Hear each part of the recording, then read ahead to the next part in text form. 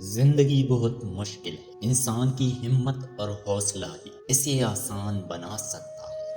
تم اچھی باتیں پڑھا کرو، اچھی باتیں کرنے کی عادت بھی بن جائے گی۔ بے حد تکلیف دیتی ہے وہ تحریریں جو لکھ کر صرف اس لیے مٹا دی جائے کہ سامنے والا اسے جذبات نہیں فقط الفاظ ہی سمجھے گا۔ اعتماد خود پر رکھ کے تو طاقت بن جاتی ہے، دوسروں پر رکھ کے تو کمزوری۔ نظر اللہ پر رکھے اور اپنی روح کے باغ میں صبر کی کھیتی کاش کرے۔ بے شک اس کا بیج کڑوا ہے لیکن پل میٹھا ہے۔ خود کو خوش رکھنے کے لیے کسی دوسری کی اجازت نہیں چاہیے ہوتی۔ شکر گزار بنو، خوش رہو گے۔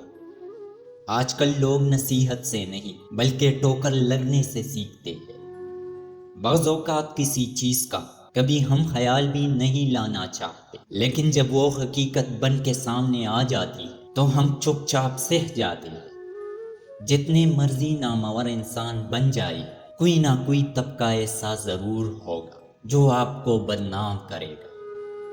جس چیز پہ شکر کیا جائے وہ بڑھا دی جاتی ہے۔ جب بھی زندگی میں کسی چیز کی کمی محسوس ہو تو اس پر شکر کرنا شروع کر دے، اللہ وہ چیز بڑھانا شروع کر دے گا۔ پھر چاہے وہ رزق ہو، محبت ہو، سکون ہو یا کچھ بھی ہو۔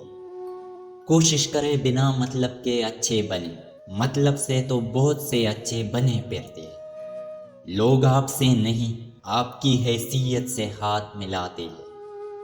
لوگ عجیب ہوتے ہیں، غلط ثابت ہونے پر معافی نہیں مانگتے، رابطے توڑ لیتے ہیں۔ صبر وہ ہوتا ہے جب آپ کا دل جلتا ہو لیکن آپ خاموش ہیں۔ جو شخص بہانہ بنانے میں بہت اچھا ہو وہ کسی اور کام میں اچھا نہیں ہو سکتا۔ سوچ اگر اچھی ہو تو خدا تقدیر بھی بدل دیتا ہے۔ اگر آپ کی زندگی میں کوئی ایک بھی آپ کو سمجھنے والا ہے تو آپ خوش قسمت ہیں۔ دوسروں کی غلطیوں، کوتاہیوں اور زیادتیوں کو اسی طرح معاف کرو جیسے تم اللہ سے اپنے لیے معافی چاہتے ہو۔ کسی کو برا کہنا اپنے برے ہونے کی پہلی نشانی ہے۔